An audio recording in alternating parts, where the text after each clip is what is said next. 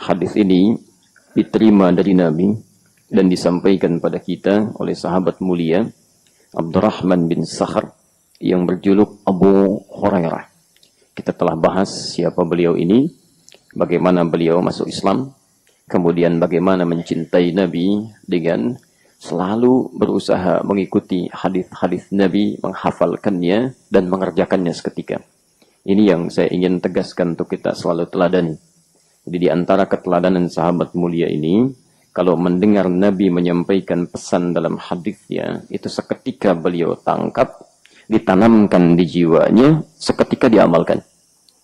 Misal saja, Nabi misal menyampaikan kepada kita, misal saja, bahwa innamal a'malu binniyat. Amal itu bergantung pada niatnya. Singkatnya, kalau kita niatkan ibadah, jadi ibadah. Kalau kita niatkan untuk dunia, jadi dunia. Antum datang ke masjid ini, kalau niatnya untuk ibadah, maka semua aktivitas menjadi ibadah. Duduknya, berdirinya, tidak hanya salatnya dan bacaan Qur'annya. Tapi kalau hadir ke sini hanya sekedar untuk melihat kawan, jumpa teman, bikin janji dan sebagainya, maka itu yang didapatkan, tidak yang lainnya. Maka seketika ketika didengar itu langsung diamalkan. Langsung diamalkan. Nah, ini kalau sahabat saja sudah memiliki jalan berpikir demikian, maka kita yang bukan sahabat harus lebih daripada itu. Ya, coba dari sekian hadis yang sudah dibahas, sering saya sampaikan. Dan tadi Masya Allah ta'limnya banyak sekali ya, yang diumumkan dan mungkin telah kita ikuti dengan rutin. Coba dari sekian ta'lim itu berapa yang sudah diamalkan? Yang berusaha kita amalkan dengan baik. Coba keluarkan intisarinya, apa yang diajarkan ustadz-ustadz kita kemarin-kemarin, catat intisarinya, coba cek setiap pekan itu. Antum satu pekan 5 kali ikut ta'lim. Dari 5 kali materi ta'lim itu berapa yang sudah diamalkan? Jangan-jangan banyak sekali yang dihafalkan itu, yang diikuti, dicatat, tapi sedikit yang diamalkan. Bukan karena tidak mampu, barangkali belum berusaha untuk mampu mengamalkannya. Ya, karena itu mintalah pertolongan kepada Allah Subhanahu wa taala agar selalu ditolong kita setiap kita beramal mendapatkan bimbingan dari Allah. Ya. Karena itu saat sholat kan kita minta pertolongan itu. Ya, iyyaka na'budu wa iyyaka nasta'in. Kenapa ibadah disandingkan dengan isti'anah? Ya. Iyyaka na'budu, ya Allah, kami jadikan semua aktivitas kami hanya sebagai ibadah untukmu. Nah, itu adalah ikrar kita sebagai perwujudan dari Quran surah 51 ayat 56 itu. Wa ma khalaqtul jinna wal insa illa liya'budun. Tidaklah aku ciptakan jin dan manusia itu kecuali semua aktivitasnya mesti jadi ibadah. Harus jadi ibadah. Ya, dari bangun tidur sampai tidur lagi. Jangan sampai ada 1 detik berlalu bukan jadi ibadah. Makanya setiap sholat kita ikrarkan. Tapi yang menarik, kalimat itu disandingkan dengan isti'anah. Ya, permintaan tolong, minta bantuan. Wa iyyaka nasta'in. Ya, dan hanya kepadamu ya Allah kami mohon pertolongan. Minta bantuan. Jadi kalau Anda sekiranya dalam sholat mengucapkan kalimat itu, sebetulnya minta diingatkan, dibantu, dibimbing oleh Allah supaya semua aktivitas itu jadi ibadah. Ya, nah itu yang harus kita tiap hari coba malam cek lagi. Apakah ibadah hari ini lebih baik daripada hari kemarin? Jangan-jangan dikasih kesempatan hari ini, karena yang kemarin ada yang belum tuntas. Ya, jadi kalau antum merasa kemarin baru baca Quran 1 halaman, dikasih kesempatan hari ini mungkin untuk nambah. Karena yang 10 halaman sudah banyak. Ya, Masya Allah. Kalau kemarin kesempatan misalnya, kita baru menghafal Quran 1 ayat, barangkali hari ini dikasih kesempatan supaya menghafal 2 ayat, misal. Karena yang 20 ayat sudah banyak. Ya, ayo coba tambah lagi. Jadi rugi kalau dikasih kesempatan, kita nggak manfaatkan. Cek. Amalan itu hari kemarin seperti apa? Sekarang bagaimana? Rencana besok seperti apa? Harus tertata ya. Karena kalau tidak direncanakan, berantakan di amalannya. Ingin baca Quran, baca. Tidak ya tidak. Kan? Sekarang orang kebanyakan baca Quran. Al-Quran nggak dibaca. Ya, sehingga imannya tidak tumbuh. Akalnya tumbuh pesat. Tapi iman tidak bisa mengiringi. Jadi ketentuan Quran itu dangkal dalam perilakunya. Ya, begitu ada kejadian tertentu yang diambil itu ilmunya. Imannya tidak diambil. Jadi tidak bisa beriringan. Pintar memang, tapi merusak. Ya, kata-katanya jadi kacau, tindakannya jadi meracau. Itu yang fatal. Ya. Baik, karena itu, mari kita setiap membaca hadis, saya pesankan betul, jangan langsung baca pada substansi hadisnya. Redaksi maknanya. Coba lihat dulu siapa yang meriwayatkan hadis ini, bagaimana bisa meriwayatkannya, bagaimana keteladanannya, jadikan inspirasi dalam kehidupan kita. Itu rumus dalam ilmu sanad namanya. Makanya di hadis yang baik itu akan selalu disebutkan periwayatnya, baru substansinya. Yang pertama disebut dengan sanad, yang kedua disebut dengan matan namanya. Ya. Ada ilmunya di situ. Kalau antum belajar satu saja, itu seperti belajar satu sayap burung. Ya, burung tanpa dua sayap tidak mungkin bisa terbang. Ya, sayapnya luka sedikit saja satu, nggak bisa terbang. Ya, hadis itu ada sanadnya, ada matannya, tapi sanadnya bermasalah. Ya, orangnya suka berdusta misalnya, maka muncul istilah hadisnya hadis dhaif, ya, sampai hadis palsu. Ya. Ini jadi persoalan. Ya. Di bagian pertama kita cross check kembali, evaluasi lagi. Sahabat Abu Hurairah, setiap kali Anda mendengar itu, saya ulang ya, setiap kali mendengar sahabat Abu Hurairah yang mulia itu, maka coba kita evaluasi. Wah, amal saya sudah sejauh mana nih?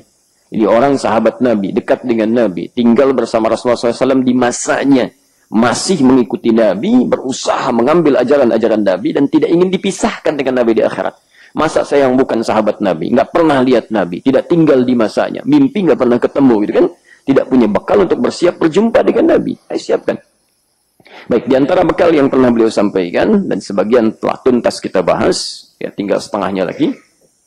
Qala Rasulullah sallallahu alaihi wasallam, beliau menyampaikan satu kali, Rasulullah sallallahu alaihi wasallam pernah bersabda. Perhatikan kalimatnya. Innallaha la yanzuru ila ajsamikum wa suwarikum. Sungguh Anda harus yakinkan pada diri Anda, kata Nabi, jangan pernah ragu. Saya tegaskan sekali lagi, ini telah kita bahas dengan tuntas. Kalau di dalam Al-Quran, di hadis atau kalimat bahasa Arab biasa, kita menemukan kata inna atau anna, mengawali satu rangkaian kalimat dalam bahasa Arab, maka isinya itu berupa penegasan. Ya, tegas disampaikan, tidak main-main di sini. Jadi Nabi ketika menyampaikan satu kalimat menggunakan inna, itu kita tidak diminta main-main untuk mengamatinya. Serius kita. Ya. Nabi aja serius, masa kita bercanda. Ya. Jadi dalam hadis ini ada sesuatu yang penting kita pahami dengan baik. Innallaha, sungguh, Anda harus yakin, kata Nabi, saya kuatkan informasi ini, saya tegaskan. Sungguh Allah itu, la yanzuru ila ajsamikum. Perihal menentukan pahala atau dosa, perihal mengamati hambanya dalam beraktivitas kehidupannya, tidak akan pernah menilai dari keadaan fisiknya. Ya, saya ulang, la yanzuru ila ajsamikum. Sungguh Allah itu tidak akan pernah menilai dari keadaan fisik seseorang. Ya, kemarin sudah kita bahas ini. Ya. Jadi kalau misalnya Anda memiliki fisik yang bagus, kuat, ya, jangan bangga dengan itu, karena itu nggak dilihat. Tidak dilihat, karena semua manusia tercipta dengan sempurna. Tidak ada yang tidak sempurna. Ya, kita hafal surahnya di At-Tin itu, di ujung ayatnya. Masya Allah. Laqad khalaqnal insana fi ahsani taqwim. Ayat yang keempat nih. Ya. Sungguh kami telah ciptakan setiap manusia itu, kata insan, itu menunjuk pada manusia dengan seluruh keadaan dirinya. Ya, insan. Tersebut 65 kali dalam Al-Quran, di 63 ayat, 43 surah. Ya, laqad khalaqnal insana. Kami pastikan, kami ciptakan setiap manusia itu dengan seluruh keadaan dirinya fi ahsani taqwim, sempurna fisikalnya. Ya. Taqwim itu bentuk jasad yang sempurna. Jasadnya, ya. Dari kata qamah. Jadi nggak ada yang nggak sempurna. Semua kita sempurna berdasarkan kemaslahatan hidupnya. Bukan ukuran kita. Ya. Kalau ukuran manusia bisa beda-beda. Ya. Cantik menurut si fulan belum tentu menurut yang lainnya. Ganteng menurut si fulan belum tentu yang lainnya. Ya, maaf, kuat menurut si fulan belum tentu pada yang lainnya. Ya. Sekarang ukuran kekuatan di Olimpiade diuji sekarang. Ada Olimpiade di Rio itu kan. Masya Allah, menurut orang Indonesia kuat, menurut dunia belum tentu. Ya, bisa beda gitu kan, bisa lain. Ya. Karena itu ukuran kesempurnaan menurut pandangan Allah adalah kesempurnaan sesuai dengan maslahat hidupnya. Ya. Saya pernah kisahkan barangkali di sini atau di tempat lain. Di Sudan itu, ada satu daerah yang pigmen kulitnya itu kurang lebih sampai 4 warna, Pak. Satu daerah. Ada yang putih, ada yang coklat, ada yang hitam, ada yang ungu, ada yang ungu. Masya Allah. Nah, bayangkan kalau yang putih itu kisaran kadar panasnya, rahmatullah, kisaran 20 sampai 25 yang masih standar. Yang agak coklat kisaran 30, 35. Ya. Yang panas rata-rata 40 derajat. Alhamdulillah. Ada lagi yang mau bersin biar sekalian. Alhamdulillah. Baik. Yang ungu itu rata-rata 50 derajat, Pak. Bu. 50 derajat. Oh, ibu kalau di sana hemat lah pokoknya. Goreng telur, nggak usah punya bahan-bahan macam-macam. Simpan di luar 15 menit setengah matang. Ya, Masya Allah. Tapi hikmahnya bukan untuk menunjukkan si fulan warna kulitnya ini, yang lain demikian, tidak. Ya. Ternyata di antara kemuliaannya, Masya Allah, untuk menyesuaikan dengan iklim dia tinggal. Ya. Jadi kalau yang kulitnya putih, memang dia bisa menyesuaikan dengan iklimnya. Pindah sedikit kepada yang agak panas, nggak kuat dia. Tapi yang paling panas, kulitnya ungu itu luar biasa, yang 50 derajat, Masya Allah, ketika keluar dia aktivitas biasa saja. Biasa saja. Ya, bahkan ada yang betul-betulkan bangunan, jadi santai aja gitu, nggak ada masalah. Ya. Nah ini Masya Allah, ini sesuatu yang luar biasa. Allah buat kita dalam kehidupan, untuk kemaslahatan kita. Ya. Ini mohon maaf, jangan Anda merasa bangga, kalau memiliki satu keistimewaan, kelebihan, yang dirasa-rasa lebih dibanding orang lain, perihal fisik. Ini saya kasih teori menarik ya. Ini satu ilmu di Quran yang barangkali tidak banyak dibahas. Ada teori begini di Quran. Biasanya kalau ada seseorang merasa lebih dari orang lain dalam hal tertentu, itu Masya Allah, di Quran sudah ada contohnya. Dan contoh ini menjadi pelajaran bagi generasi setelahnya, supaya menjadikan apa yang ia rasa lebih itu untuk kepentingan kebaikannya. Ya. Mari kita lihat misalnya. Tadi disebutkan dan telah kita bahas dulu tentang kekuatan fisik ya. Jadi kalau sekarang ada orang yang kuat fisiknya, ya, merasa tangguh, ternyata dulu kata Quran ada yang lebih kuat dan ada yang lebih tangguh. Kita lihat misalnya ambil Quran surah ke-2 Al-Baqarah ayat 47. Maaf, ayat 247. Ya, 247. Posisi paling kiri di bawah sedikit ya. Kita ambil level yang bukan Nabi ya. Bukan Nabi, bukan Rasul. Kalau kita bandingkan dengan Nabi dan Rasul agak jauh. Kita ambil levelnya yang bukan Nabi, bukan Rasul. Ya, Insya Allah. Namanya Talut. Talut, ya. Quran surah 2 Al-Baqarah 247. Posisi paling kiri agak ke bawah sedikit. Wa qala lahum nabiyyuhum innallaha qad ba'atha lakum Taluta malika. Ya, Masya Allah. Ketika masyarakat pada saat itu menginginkan dikirimkan seorang pemimpin, seorang raja, untuk meningkatkan moral mereka, pimpin mereka supaya mengatasi musuh-musuhnya, maka Nabi di kalangan mereka bermohon kepada Allah, ditunjuklah seseorang. Ya, Masya Allah, namanya Talut. Siapa Talut ini? Lihat ujung ayatnya. Ya, ketika dipersoalkan karena harta bendanya kurang, Masya Allah, karena harta bendanya kurang, anna lahul mulku alaina, wa nahnu ahaqqu bil mulki minhu, wa lam yu'ta sa'ata minal bal. Kok bisa dia yang jadi raja? Bukan dipilih dari kami yang kaya. Dia kan nggak banyak hartanya. Kenapa bisa dipilih? Masya Allah. Perhatikan kalimat Qur'annya. Ini pandangan bagi orang-orang yang merasa kuat. Perhatikan kalimatnya. Innallaha astafahu alaikum. Sungguh, Allah telah pilih dia dibandingkan kalian. Perhatikan kalimatnya. Wazadahu bastatan fil ilmi wal jismi. Ya. Masya Allah. Sungguh, Allah telah pilih dia dibandingkan dengan kalian. Karena memiliki keistimewaan tertentu, bahkan Allah tambahkan kelebihan pada dirinya, perihal pengetahuan dan kekuatan fisiknya. Jadi kalau ada orang bangga dengan kekuatan fisik, zaman dulu sudah ada. Jadi raja, Masya Allah. Yang kedua, berilmu. Yang ketiga, tangguh. Jarang satu orang bisa mengumpulkan ketiganya. Raja, kuat, pintar. Masya Allah. Jadi kalau Anda cuma kuat saja, tidak pintar, jangan bangga. Dulu sudah ada yang kuat dan pintar. Kalau Anda kuat dan pintar, tidak usah bangga. Dulu sudah ada kuat, pintar, plus raja. Masya Allah. Kalau Anda pun raja, pemimpin, kuat, pintar, dan raja, jangan bangga. Karena dulu yang pilih Allah. Anda yang pilih siapa? Ya. Jadi ini menarik dia. Jadi kalau ada seseorang di kemudian hari merasa punya keunggulan dengan fisiknya, orang dulu lebih unggul. Ya. Jadi, dan yang lebih celaka adalah kadang-kadang yang merasa bangga dengan semua ini. Ya. Padahal orang pun melihatnya tidak demikian. Ya. Merasa bangga dia kuat, yang kan ada yang merasa kuat, merasa pintar, merasa raja. Itu yang paling bahaya. Ya. Hati-hati ya, hati-hati. Kalau sudah ada penyakit-penyakit demikian, itu tanda kekacauan dalam akalnya. Ya. Kalau para dokter menyebutnya dengan penyakit gila, itu salah satunya. Ya. Hati-hati. Kan orang gila itu dalam penelitian psikologi, orang yang merasa benar sendiri, sehat sendiri, dokternya semua gila. Orang lain gila, dirinya sendiri yang benar. Ya. Jadi sama kalau konteks ayat tadi Anda keluarkan, kan Allah berikan kekuasaannya, raja, pemimpin.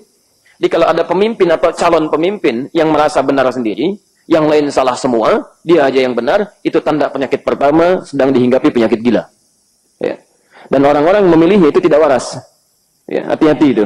Jadi kalau ada orang-orang yang merasa benar sendiri, hebat sendiri, yang lain salah semua, itu bermasalah. Ya. Termasuk ustadz juga demikian. Ya, kalau merasa benar sendiri, hebat sendiri, yang lain salah semua, pada satu manhaj yang baik juga, itu pun sedang bermasalah. Nah, jadi konsep Quran ini ingin menerangkan bahwa kalau ada seseorang merasa kuat dalam kehidupan, jangan bangga dengan itu, karena Allah nggak lirik. Dulu ada yang lebih hebat dan Allah sendiri yang pilih. Jelas di sini? Baik. Wala ila suwarikum, dan tidak pula bagi penampakan kalian, performance. Ya. Bisa dua hal di sini diartikan suar ini. Pertama, jama' dari kata surah. Kita telah bahas ini ya dengan detail. Kalau disebutkan suara, itu bisa berarti, maaf, ya, tampilan secara fisik yang terlihat cantik atau gantengnya. Ya, tapi kalau jism itu kan kuat ya. Nah, kalau suara itu lebih kepada tampilan aura aja. Ya. Kelihatannya cantik atau jeleknya. Baik, ganteng atau tidaknya. Seakan-akan ingin dikatakan, maaf, kalau Anda merasa mendapatkan titipan dari Allah dengan kegantengan wajah, kecantikan diri, nggak usah dipamerin dan nggak usah bangga karena Allah nggak lihat. Ngapain Anda banggakan? Allah nggak lihat kok. Ya, masya Allah sudah kita contohkan dulu ya. Ada orang merasa ganteng, tiba-tiba pamer sini, pamer sana, macam-macam. Masya Allah demikian yang cantik. Allah aja nggak lihat, ngapain pamer? Tapi menariknya, yang paling menarik seperti tadi, yang hal-hal seperti ini itu sudah dicontohkan di Quran. Ya kita ambil di sana. Quran surah ke-12. Yusuf. Ayat 31. Ayat 31. Posisi paling kanan sebelah atas. Lihat di akhir ayatnya. Falamma ra'aynahu akbarnahu wa qata'na aydiyahunna. Masyaallah. Wa qulna hasya lillahi ma hadza bashara in hadza illa malakun karim. Masyaallah. Perhatikan, kalau Anda merasa ganteng dalam kehidupan, dulu sudah ada yang lebih ganteng. Masya Allah. Dan nggak tanggung-tanggung, Nabi lagi, Nabi Yusuf. Ya, ganteng-ganteng, Nabi. Yang sekarang kan ada ganteng-ganteng serigala ya, Masya Allah. Dulu nggak ganteng-ganteng Nabi. Jadi kalau Anda merasa ganteng, nggak usah bangga. Dulu ada yang lebih ganteng. Ya. Saking gantengnya, luar biasa. Begitu keluar, falamma ra'ayna, begitu keluar, ya, kemudian perempuan-perempuan melihat, Masya Allah, akbarna wa qata'na aydiyahun. Ya. Tiba-tiba yang sedang pegang pisau saja bisa teriris tangannya. Saking takjubnya melihat ciptaan Allah. Sampai mereka berkata, wa qulna hasya lillah. Sempurna Allah menciptakan orang ini. Ma hadza basyara. Ini sih bukan manusia. In hadza illa malakun karim. Ini kayaknya malaikat yang turun dari langit. Masya Allah. Saking gantengnya. Ya. Jadi kalau antum merasa ganteng, coba aja lewat. Nggak ada ibu-ibu jatuh terpeleset. Jadi ngapain bangga? Ini biasa aja gitu kan, iklan sana, iklan sini, tampilkan sana, tampilkan sini. Kenapa? Ya, biasa saja gitu kan. Nah, sekarang kalau Allah tidak melihat dari semua itu, termasuk yang kedua. Yang kedua, kalau disebutkan suara, jama' dari suara, itu bisa berarti status yang melekat dalam kehidupan. Biasanya lebih kepada 3 hal. Hati-hati ya, hati-hati. Lebih pada 3 hal. 1, kedudukan dalam bentuk jabatan. Yang kedua, harta benda dalam bentuk kekayaan. Yang ketiga, pengetahuan. Ini yang sering membuat orang lupa. 1, kedudukan dalam bentuk jabatan. Yang kedua, harta benda dalam bentuk kekayaan. Dan yang ketiga, pengetahuan. Dan ini semua contohnya ada di Quran. Ada semuanya. Baik. Nah, kadang-kadang, mohon maaf, orang yang dititipkan oleh Allah kelebihan-kelebihan semacam ini, itu suka salah manage. Dikira itu jadi kebanggaan dalam kehidupan, yang dipamerkan itu keliru. Padahal dalam pandangan Al-Quran, persepsi hadis itu semua cuma bekal untuk mencari nilai ibadah dalam pandangan Allah. Jadi kalau Anda cuma pamer dengan 3 hal tersebut dalam kehidupan, merasa hebat, tinggi diri, tinggi hati, dan segala tinggi yang lainnya, mohon maaf, Allah nggak lihat. Ya. Sekarang kita pakai hadis ya. Tadi kan pakai Quran. Sekarang kita pakai hadis. Coba lihat hadis Al-Bukhari. Hadis riwayat Al-Bukhari. Saya berikan satu contoh kitab saja ya. Kitabnya langsung. Kalau antum punya kitab, sekarang ada beberapa versi. Ada versi, saya berikan jenis kitab untuk pengetahuan dulu ya. Bapak Ibu kalau beli kitab hadis, itu biasanya ada 3 jenis. Jenis pertama, itu murni hadisnya saja. Murni hadis. Jadi yang dicantumkan dalam kitabnya, awal sampai akhir, itu cuma kalimat-kalimat hadis. Kedua, ada yang disebut dengan tahqiq namanya. Tahqiq, ada editorialnya. Ya, untuk dicari apakah benar hadisnya, dirujuk lagi, ya kan? Diterangkan lagi sebagian-sebagian kecilnya. Orangnya disebut dengan muhaqqiq, ya, muhaqqiq. Dan yang ketiga, ada yang disebut dengan syarah. Ya, syarah. Syarah itu berisi penjelasan kalimat-kalimat hadisnya. Ya, jadi begitu menerangkan innallaha, apa itu inna, apa itu Allah. Ya, lanjutan sampai terakhirnya. Ini ada 3 jenis ini. Misal di antara kitab hadis yang murni hadisnya saja, sekarang ada terbitan Darul Hadis, ya, Darul Hadis ini murah kok, Pak Ibu sekalian, murah, sangat murah. Ya, cuma 3 jilid, 3 jilid, ada yang 4 jilid juga, harganya cuma 205.000. Dan asli itu berbahasa Arab, tebal-tebal itu ya. Itu betul.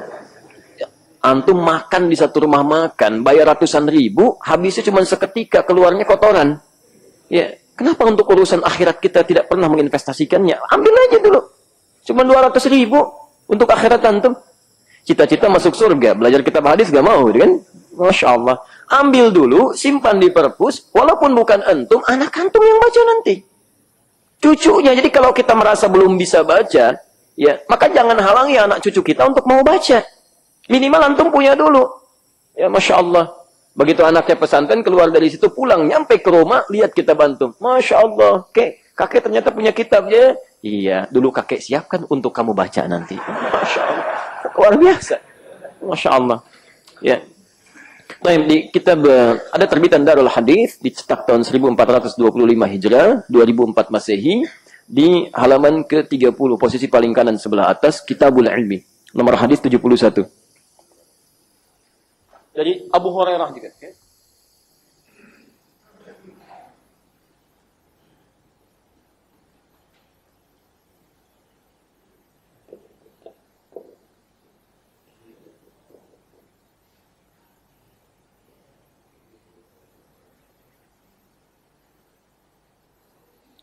Hadis riwayat Al-Bukhari nomor hadis 71, Kitabul Ilmi. Saya sering sampaikan hadis ini hanya ini untuk mengingatkan kembali. Perhatikan kalimat ini lalu kita evaluasi diri kita sampai subuh ini, ya. Perhatikan kalimatnya. Man yuridillahu bihi khaira. Siapapun yang diinginkan oleh Allah untuk menjadi orang baik. Ingat ya, baik bukan dalam pandangan kita, tapi baik dalam pandangan Allah. Jika Anda disebut orang baik di Bekasi, orang Jakarta belum tentu melihat Anda baik. Demikian sebaliknya. Tapi kalau Allah sudah mengatakan Anda orang baik, maka Anda akan kemanapun berada, dimanapun beraktivitas, seluruh penduduk langit dan bumi akan mengatakan Anda orang baik. Jelas ya? Man yuridillahu bihi khaira. Siapapun yang diinginkan oleh Allah menjadi orang baik, yufaqihu fid din. Maka hal pertama yang diberikan oleh Allah akan membimbing ia untuk mau memahami tuntunan agamanya. Jadi kalau Anda memiliki tiga kelebihan yang tadi kita sebutkan, kedudukan, harta benda, pengetahuan, tapi dengan semua itu belum bisa mendekatkan Anda dengan Allah, belum paham tentang agama, kedudukan si tinggi, promosi terus ya dalam pekerjaannya. Tapi agama tidak paham, yang benar tidak tahu, yang salah sering dikerjakan, itu bukan orang baik kata Allah, belum jadi baik. Menurut Nabi belum baik. Sama, jangan bangga kalau harta benda melimpah ruah dalam saat yang bersamaan. Mohon maaf, Anda belum paham tentang agama. Salat gak ngerti yang dibacakan, ruku gak paham yang diungkapkan, mau haji gak ngerti apa yang mau dilakukan. Masya Allah. Nah, semacam itu belum baik. Nah, ketika Anda ingin dijadikan oleh Allah sebagai orang-orang yang baik, maka kata Nabi, hal pertama yang terjadi adalah akan dilembutkan hatinya, diringankan langkahnya untuk mau belajar tentang tuntunan agamanya sampai dia memahaminya. Jadi kalau subuh ini kita termasuk yang digerakkan oleh Allah, hatinya dilembutkan, kakinya kemudian dimudahkan ringan langkahnya untuk belajar, itu pertanda Allah sudah menginginkan Anda berubah jadi orang baik. Tidak cukup dengan amin. Kita harus lihat diri kita. Ya. Persoalannya, kalau Anda sampai hari ini sering taklim, ikut pengajian, ikut belajar berta'allum, tapi sampai hari ini belum lebih dekat dengan Allah, berarti ta'limnya ada yang belum tepat. Ada yang belum maksimal. Ya, karena itu bertakwalah kepada Allah, coba cek lagi. Ya, jangan termasuk pada bagian yang tidak diperhatikan oleh Allah. Sayang. Ya, kalau manusia nggak perhatikan, santai aja. Ada yang lainnya. Masya Allah. Ada yang lainnya. Minimal jin yang perhatikan, bisa terjadi. Ya, malaikat yang lihat. Ya. Tapi kalau Allah nggak perhatikan, siapa yang mau lihat? Karena itu, sekiranya kita ingin diperhatikan oleh Allah, kita bertanya, ya Rasulullah, kami ingin diperhatikan oleh Allah Subhanahu wa Ta'ala. Apa yang dilihat dari kami? Kita teruskan hadisnya. Walakinna Allah yanzuru ila a'malikum wa qulubikum.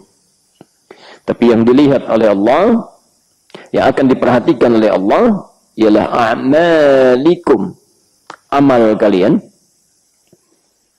wa qulubikum, dan keadaan hati kalian. Amal kalian dan keadaan hati kalian. Pelan-pelan. Setelah ini kita berikan syarahnya. Jadi kesimpulan yang pertama, seluruh aktivitas yang kita kerjakan, kita lakukan dalam kehidupan, itu tidak berdasar penilaiannya pada status sosial yang kita sandang. Tapi bagaimana pekerjaan itu kita lakukan, itu yang pertama dilihat oleh Allah. Jadi Allah tidak peduli, Anda orang kaya bermaksiat, dihukum juga. Jelas ya? Orang miskin dekat dengan Allah, mendapat penghargaan juga. Derajatnya meningkat. Tapi yang jadi persoalan, apa itu amal, bagaimana uraiannya dalam Al-Quran, dan seperti apa gambarannya ketika Allah akan melihat dan memintai pertanggungjawabannya. Baik, pelan-pelan. Bapak Ibu sekalian, kalimat a'mal jama' dari amal. Ya. Dan ada redaksi ini nanti yang menggunakan kata tunggal, amal. Walakinna Allah yanzuru ila amalikum. Ya, pelan-pelan.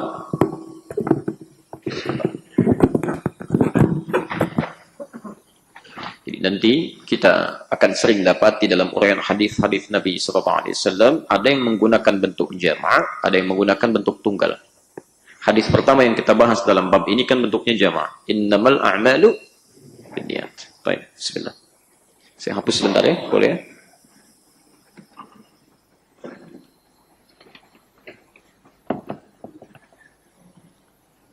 Baik, di sini kita baru mau mulai bahasan kita, fokus, hati-hati. A'mal. Bentuk jama' dari amal. Amalun. Bismillah. Sudah? Sering diartikan dengan perbuatan. Pekerjaan. Baik. Bapak amal. Bapak yang sering bekerja. Berbuat.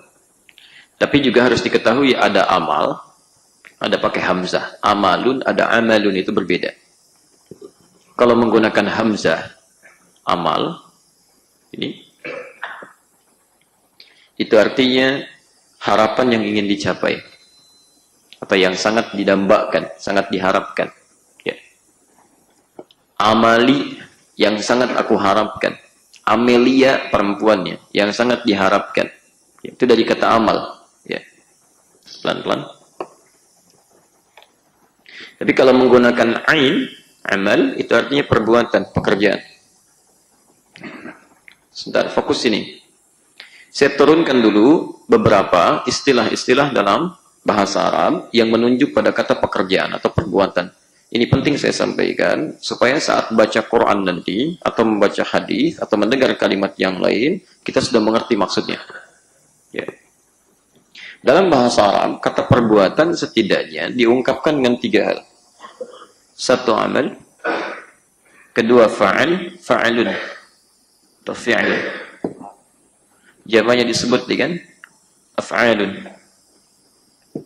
Ada dalam pembahasan tauhid af'alul ibad, gitu kan? Pelan-pelan.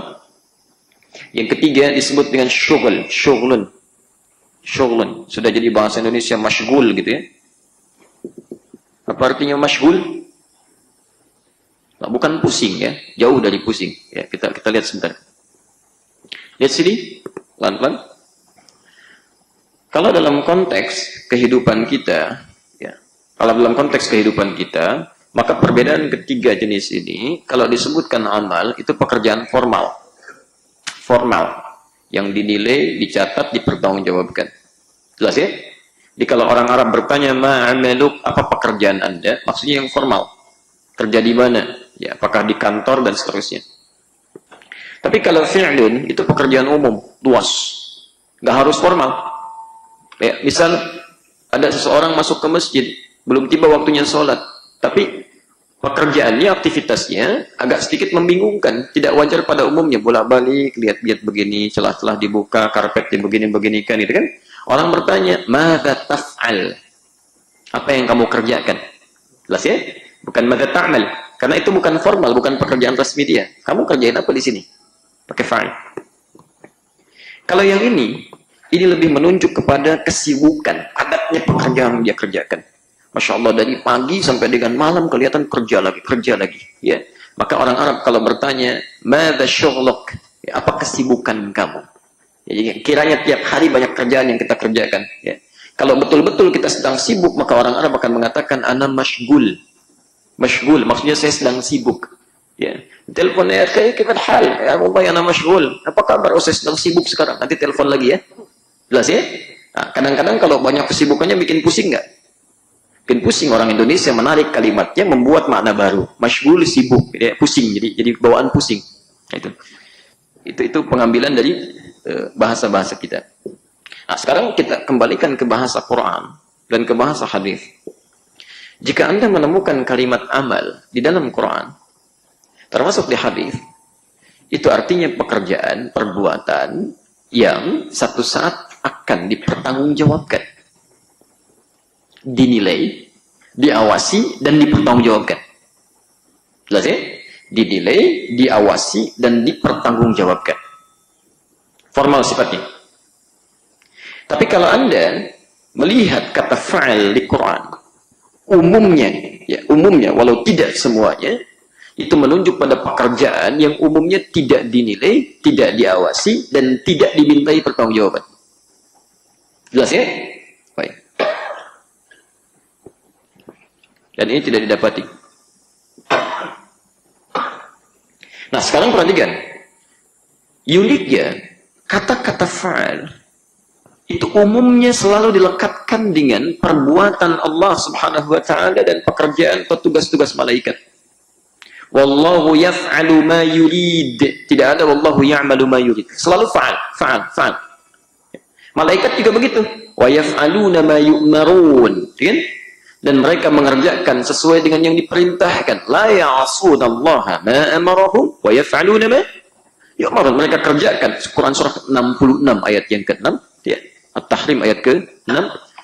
La ya'sunallaha ma amarahum, mereka mengerjakan apa yang diperintahkan pada mereka dan tidak pernah bermaksiat. Ya. Awas, hati-hati. Sifat malaikat itu nggak pernah salah. Nggak pernah salah. Ya. La ya'sunallaha, mereka tidak pernah bermaksiat pada Allah. Ya. Karena malaikat saat diciptakan, itu bahan dasarnya cuma satu, Pak, Bu.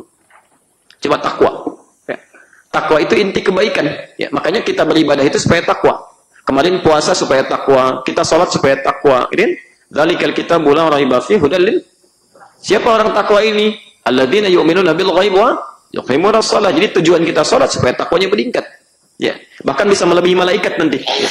Alhamdulillah. Tapi malaikat dia nggak punya sifat salah, takwa aja, baik aja. Makanya jangan dipuji kalau malaikat melakukan kebaikan. Memang sudah begitu. Ya, hebatnya malaikat Jibril. Memang hebat. Ya, nggak mungkin salah, gitu kan? Nah, di kitab yang lain, maaf, yang dianggap sebagai agama itu akan disebutkan Jibril pernah menyimpang. Masya Allah. Bagaimana Jibril bisa menyimpang? Mustahil, gitu kan? Oh, ini ayat bagus nih, saya nggak akan turunkan kepada Muhammad. Nggak mungkin. Ya, pasti semua akan jalan. Ya. Sebaliknya, mohon maaf, sebaliknya, ada makhluk yang cuma diciptakan itu dengan satu sifat buruk saja, nggak ada takwanya. Itu hewan namanya. Hewan. Di hewan itu saat diciptakan nggak punya sifat takwa. Buruk aja, nafsu aja, lawannya nafsu. Makanya di Quran, nafsu dengan takwa itu berimbang. Ya, takwa disebut 115 kali, nafsu disebut 115 kali. Ya, sama persis. Makanya Anda tidak akan pernah menemukan hewan dalam sifat yang baik, dalam konteks takwa, nggak ada. Dan biasa aja, nggak punya rasa itu. Nanti lihat ya, saat Idul Adha, Assalam mengumpulkan kambing. Ada kambing jantan, kambing betina. Dikumpulkan, simpan depan masjid. Samping masjid, adzan berkumandang. Syahwatnya muncul, dilakukan aja. Nggak peduli dia mau samping masjid, mau dengar suara adzan, karena nggak ada sifat takwa. Ya. Jadi jangan pernah mencela hewan, tuh nggak ada kerjaan.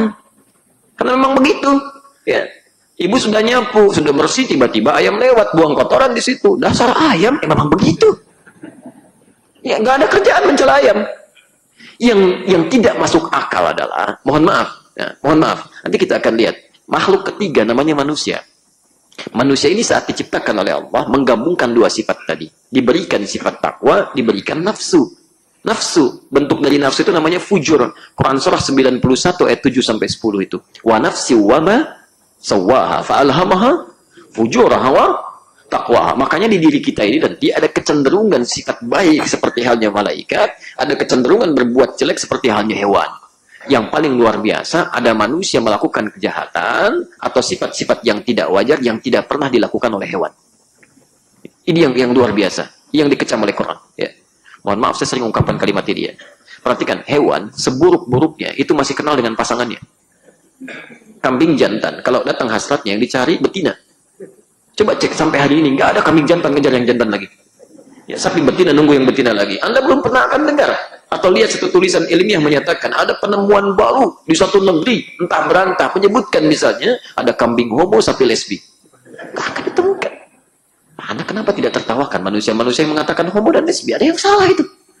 Ya, makanya nanti, semua sifat ini akan dipotong sebentar lagi. Bulan depan itu. Itulah hakikatnya ketika dipotong itu, supaya sifat yang melekat pada hewan, kita rasakan harus turun seperti mengalirnya darah hewan. Kalau sudah dipotong disebut dengan udhiyah. Muncul sifat doha. Doha itu pancaran-pancaran kebaikan setelah yang jeleknya itu dialirkan. Itu disebut doha. Nah, kita diminta untuk kembali pada sifat-sifat baik itu. Sadari bahwa tugas kita bukan seperti hewan. Kembali disebut dengan idun. Proses menghilangkan yang jelek-jelek ditambah hamzah di depannya, disambungkan dengan kata doha, maka menjadi adha. Dari sini muncul kalimat idul adha. Kembali untuk melihat keadaan diri kita, supaya menghilangkan sifat-sifat hewani yang melekat pada diri, tumbuhkan sifat takwanya. Kenapa ini penting dilakukan? Karena perbuatan kita nanti disebut dengan amal. Ya, amal ini perbuatan yang akan dilihat, diawasi dan dipertanggungjawabkan. Semua perbuatan manusia di Quran disebut dengan amal pada umumnya. فَمَنْ يَعْمَلْ بِثْقَالَ ذَرَّةٍ خَيْرًا يَرَهُ وَمَنْ يَعْمَلْ بِثْقَالَ ذَرَّةٍ شَرًّا يَرَهُ. Hati-hati. Jangan dianggap remeh ya. Kalimat hadis tadi mengatakan dalam level dunia, tadi kan akhirat ayatnya. Dalam level dunia, perhatikan.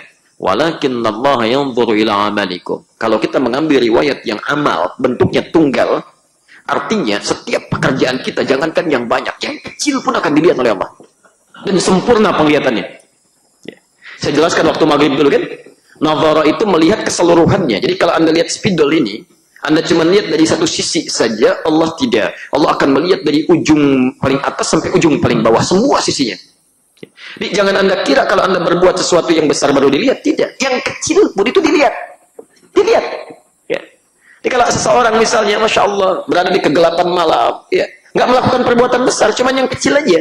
Orang bangun malam-malam, dalam keadaan gelap, misal dia mencari senter, malam-malam meraba, itu setiap gerakannya, itu diamati oleh Allah. Jangan kira Anda luput dari penglihatan.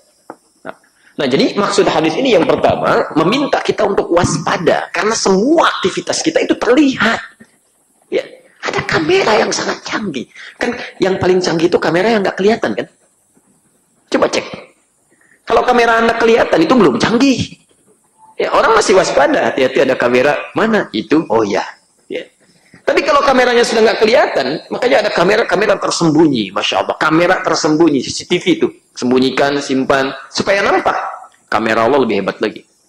Nggak nampak tuh. Tapi nanti kelihatan. Makanya, maaf. Orang yang sadar dengan keadaan ini, dia ambil makna hadis ini, maksudnya bukan untuk dibaca. Maksud hadis ini, kalimatnya menggunakan negatif, tapi maknanya positif. Karena Allah melihat amalan kita, kita harus waspada, hati-hati saat beramal. Jadi kalau orang merasa dilihat Allah, dan Allah memiliki sifat dalam Al-Asma'ul Husnanya, misalnya Sami' maha mendengar, mustahil dia akan berkata sesuatu yang tidak suka didengar oleh Allah. Saya mau sampaikan begini, Anda yakin didengar Allah? Ya, perkataan kita yakin didengar Allah. Mustahil ada orang yang yakin didengar Allah masih mengucapkan kalimat yang tidak disukai Allah. Itu mustahil. Ya. Jadi mustahil ada orang yang sedang dilihat Allah, didengar Allah bisa bergibah, gosip, itu mustahil. Ya. Pasti ada yang salah dalam jiwanya itu. Kamu yakin gak didengar Allah? Iya yakin, tapi kan diperlihatkannya hari kiamat. Itu satu hal yang luar biasa. Sama, mustahil ada orang merasa dilihat Allah bisa melakukan tindakan yang tidak disukai Allah. Saya sering katakan, kalau ada merasa dilihat Allah, orang mau minum aja nggak akan sembarangan. Ini Allah suka nggak dengan minuman saya ini? Kalau nggak suka nggak akan dipegang. Dia memandang, dia akan lihat Allah suka nggak dengan pandangan saya ini. Kalau nggak suka dia nggak akan pandang. Ya. Maksud saya, sampai dengan pagi ini coba cek. Di mana sampai pagi ini aktivitas kita yang kita mengatakan tadi merasa dilihat Allah tapi seringkali berbuat hal yang tidak disukai Allah. Coba cek. Dari bangun tidur aja, nggak usah jauh-jauh ya, dari ujung kepala sampai ujung kaki, dari mata, telinga, lisan sampai ujung kaki, berapa perbuatan telah kita kerjakan yang tidak disukai Allah. Tapi saat yang bersamaan kita merasa dilihat Allah, itu aneh. Ya. Dan pengawasan ini akan berlanjut sampai akhirat. Kata Quran, kami akan tampakkan kalau dia nggak percaya, nanti kelihatan tuh. Si fulan kayak orang rajin, bagus, Masya Allah. Ternyata ada sesuatu yang salah dalam dirinya. Dan yang paling luar biasa, ini yang harus kita pahami betul, ternyata tidak sampai ke perbuatan saja, langsung tembus ke keadaan hati kita. Sebelum keluar jadi perbuatan, ternyata keadaan hati kita telah dilihat oleh Allah. Qulubikum. Walakinnallaha yanzur ila amalikum wa qulubikum. Tapi Allah akan melihat dari semua pekerjaan yang kita lakukan, plus keadaan hatinya. Hadis yang kedua ini, saya tutup, kalimat terakhir ingin menunjukkan pesan kepada kita, bahwa ternyata, lihat sini, perbuatan-perbuatan yang pernah kita kerjakan ini pun, itu pun disebut oleh hadis ini belum aman. Belum aman. Di Anda, kalau pernah bekerja satu hal, berbuat satu hal, kenapa disebutkan dengan kalimat amal? Yang pertama ini pasti akan dipertanggungjawabkan. Dilihat di dunia, diawasi, dipertanggungjawabkan, ditanya. Satu, pelan-pelan, fokus. Dilihat, diawasi, ditanya. Jadi kalau nanti Anda ingin berbuat sesuatu, mulut ingin bicara, hati-hati, karena Allah sedang lihat. Diawasi. Kalau Anda masih nekat ingin berbuat yang salah, hati-hati, nanti akan ditanya, apa yang sudah disiapkan. Termasuk Anda yang sedang masih aktif bekerja ini ya, saya sering istilahkan. Kalau ada proyek-proyek yang tidak jelas, Anda mau tanda tangan, hati-hati, Allah lihat. Itu dilihat dan diawasi dan akan ditanya nanti. Bagaimana kalau Anda sedang tanda tangan meninggal dunia seketika itu, yang nggak bisa revisi lagi? Hati-hati ya. Ini di bagian pertamanya. Sedangkan pekerjaan ini bisa baik, bisa buruk. Ya. Amal yang baik disebut dengan amal soleh. Ya. Dan ini bekal kita ke surga. Kalimat surga pertama di Quran bersanding antara iman dengan amal soleh. Ya. Quran surah kedua Al-Baqarah ayat 25, posisi paling kanan sebelah atas. Wabashshiril ladzina amanu wa lis-shalihin. Ya. Sedangkan yang jelek disebut dengan amal sayyi, jamaknya sayyiat. Ya, atau syarr. Ya. Syarriyara. Pelan-pelan. Sekarang perhatikan. Saya nggak tuliskan yang jelek ya, karena ini sudah diketahui jeleknya. Saya mau tutup di sini. Amal yang baik pun, itu kata Quran masih belum aman. Dan ditegaskan oleh Nabi, masih belum aman, masih belum aman. Karena ternyata amal baik ini pun belum bisa dinilai baik bila tidak sesuai dengan keadaan hatinya. Inilah inti bahasan hadis kita. Disebut dengan babul ikhlas, ada isyarat di hadis ini, orang berbuat baik pun masih belum aman karena Allah akan melihat keadaan hatinya. Ya. Walakinnallaha yanzuru ila amalikum wa qulubikum. Allah tidak hanya akan melihat kepada amal Anda, wa'nya ma'iyah, penyertaan, tapi juga akan melihat kepada keadaan hatinya. Jadi kalau Anda berbuat satu kebaikan, amal soleh menurut Anda, jangan dulu pastikan itu akan baik. Belum tentu. Karena Allah akan ngecek dulu keadaan hatinya. Benarkah hatinya sesuai dengan amalannya? Demi Allah saya katakan ya, demi Allah. Kita barusan tadi apa? Sholat kan? Sholat subuh ya? Perhatikan, ini sering saya ungkapkan. Orang sholat saja, masih ada yang celaka. Wawailul lil musallin. Maka celaka orang sholat. Apalagi yang nggak sholat. Apalagi yang nggak sholat. Jangan dibalik kalimatnya ya. Oh berarti sholat celaka. Lebih baik nggak sholat, sama-sama celaka. Itu kalimat kacau itu. Ya. Jadi orang sholat aja masih mungkin celaka. Apalagi yang nggak sholat. Kenapa dia bisa celaka? Masalahnya bukan pada sholatnya Pak, Bu. Kalau masalahnya pada sholatnya bisa diperbaiki seketika, ya seperti yang terjadi di zaman Nabi kan. Ada seorang sahabat di Al-Bukhari nomor hadis 751, 757, di hadis Muslim nomor hadis 397. Babul musi fis shalah, bab orang yang jelek sholatnya. Ada orang sahabat Nabi masuk ke Masjid Nabawi, sholat di samping Nabi. Sudah sholat, salam kanan dan kiri, kata Nabi, "Sholli fa innaka lam tusalli." Ya, Mas, sholat lagi. Anda belum sholat. Diperbaiki seketika itu. Tapi kalau hatinya yang jelek, siapa yang bisa perbaiki? Karena nggak langsung kelihatan gitu. Nggak langsung kelihatan. Ya. Alladzina hum an salatihim sahun. Yaitu orang-orang yang lalai dalam salatnya. Kenapa bisa lalai? Ternyata bukan salah takbir, bukan salah rukuk, bukan salah sujud. Alladzina hum yura'un. Karena riya. Riya itu penyakit hati. Hati-hati. Riya itu lawan dari ikhlas. Karena itu Imam An-Nawawi memasukkan bab hadis ini ke dalam bab ikhlas. Pertanyaan saya, yuk kita cek sekarang evaluasi Quran surah ke-46. Di sini kita tutup uraian kita dan masing-masing kita melihat. Surah 46 Al-Ahqaf ayat ke-15. Sudah? Posisi paling kiri sebelah atas di mushaf standar. Wassaynal insana biwalidayhi ihsana. Hamalathu ummuhu karhan dan seterusnya ayat. Ada ayatnya? Kita berakhir di sini ya, insyaallah. Quran surah 46 ayat 15. Wa wassaynal insana biwalidayhi ihsana. Kami wasiatkan kepada manusia. Ingat-ingat ya. Saya tadi terangkan, jadi setiap kalimat yang kami sampaikan mohon dipahami betul. Manusia di sini disebut dengan insan. Masih ingat tadi ya? Kadang kita disebut dengan nas, qul a'udzu birabbin nas. Ada ins, ya ma'syaral jinni wal ins. Di sini pakai insan. Insan itu menunjuk pada setiap personal dengan segala keadaan dirinya. Artinya Quran ingin menyampaikan kewajiban berbakti pada orang tua itu bukan kewajiban kolektif, tapi setiap kita dituntut. Di Anda jangan katakan, kenapa kamu nakal? Tidak bakti pada orang tua. Kan sudah ada perwakilan, kakak saya sudah baik, masa baik semuanya? Gak bisa begitu, semua dituntut. Ya, hati-hati. Perhatikan, di sini perintah Allah menegaskan dengan menggunakan kalimat wasiat. Saya kasih gambaran begini. Kalau Anda mendengar kata wasiat, umumnya yang dipahami apa? Mau meninggal. Baik. Di sini Allah bermaksiat, apa Allah mau meninggal? Tidak. Allah nggak punya sifat itu. Bebas dari sifat demikian. Allah maha hidup, tidak akan pernah wafat. Ya. Nah ini kalau ada kata wasiat, di sini sering keliru. Wasiat itu asalnya bukan pesan orang meninggal, bukan. Wasiat itu asalnya pesan yang sangat kuat untuk diterima. Pesan yang sangat kuat. Kenapa dilekatkan dengan orang yang akan meninggal? Karena umumnya orang yang akan wafat, itu pesannya lebih kuat diterima dibandingkan saat dia sehat. Bapak sedang sehat, kasih nasihat pada orang lain. Nanti sholat ya, gampang Pak. Sholat kan masih ada waktunya, tenang aja nanti juga sholat. Tapi begitu infusnya udah dipasang, selangnya udah 3, nanti sholat nah ya. Ya Pak. Lebih kuat. Nah, jadi kalau Anda mendengar di Quran ada kalimat menggunakan wasiat, itu artinya pesannya sangat kuat. Jadi kalau Allah sudah berpesan menggunakan kata wasiat, jangan main-main di sini.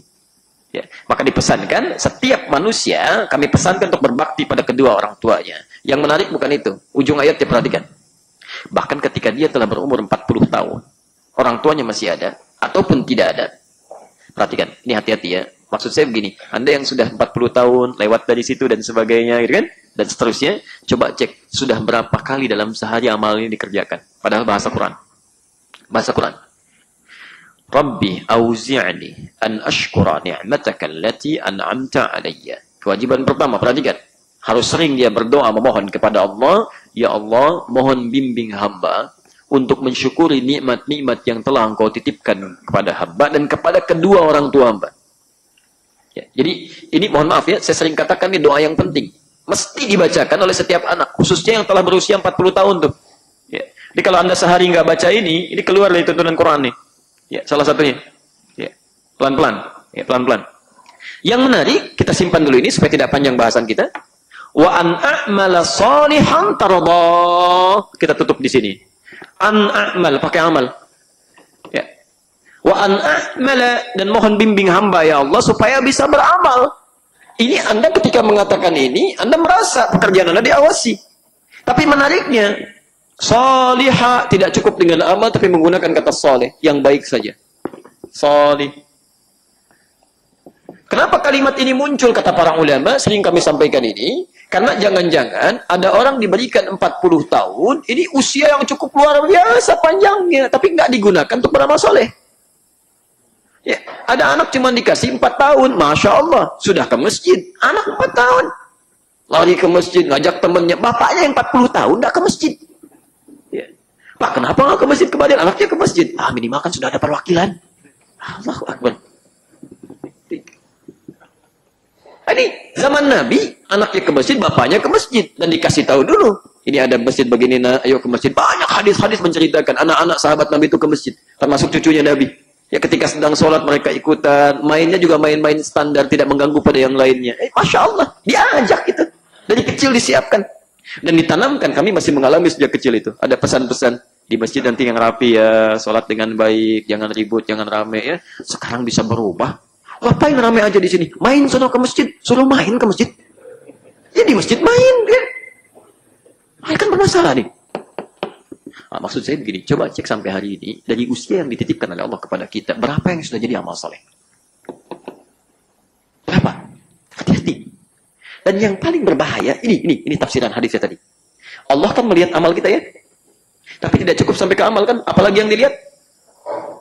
Keadaan hati. Di antara sekian amal yang pernah dikerjakan, tarbah, kalimat Qur'annya tidak berhenti sampai situ, tapi a'mala solihan tarbah, amal soleh yang diridhai. Yang diridhai. Kenapa kalimat ini muncul? Ini penegasan dari Quran sekaligus peringatan bahwa, mohon maaf, jangan-jangan ada orang merasa beramal soleh, tapi Allah tidak ridha dengan amalnya. Ya. Coba cek sekian infak yang sudah Anda keluarkan. Berapa yang sudah Allah ridhai? Umrah yang sudah Anda kerjakan, berapa yang sudah Allah ridhai? Ya, salat yang sudah Anda tunaikan, berapa yang diridhai? Karena banyak amalan-amalan di Quran yang diisyaratkan tidak diridhai oleh Allah. Bahkan sebagian besarnya batal. Ya, Quran surah kedua Al-Baqarah 264, posisi paling kiri sebelah bawah. Ya ayyuhalladzina amanu la tubtilu shadaqatikum bil manni wal adha.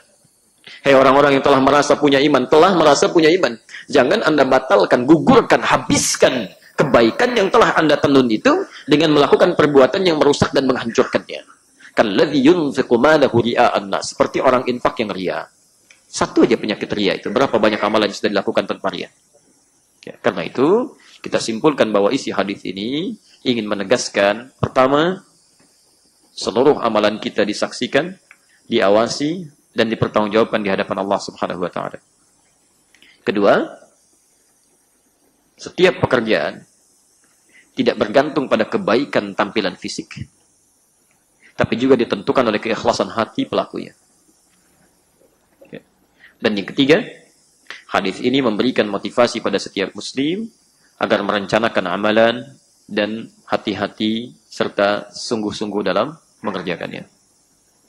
Sekira ini yang dimaksudkan oleh hadis yang dimaksudkan. Ya, mudah-mudahan kita bisa bawa manhaj dalam kehidupan sejak keluar dari masjid ini. Coba cek ya, ini rumah siapa? Rumah Allah. Rumah Allah punya aturan? Ya, rumah kita aja punya aturan, apalagi rumah Allah. Nah, saat Anda mau keluar, rumah Allah punya aturan. Perhatikan kaki mana yang dilangkahkan. Ya, doa apa yang dibacakan. Kan? Jadi coba cek semua, Allah perhatikan. Termasuk saat akan pulang, mustahil ada orang pulang dari masjid bisa tertukar sandal. Kalau dia saat akan mengenakannya merasa dilihat oleh Allah Subhanahu wa taala. Oke? Saya kira kita cukupkan dulu ya.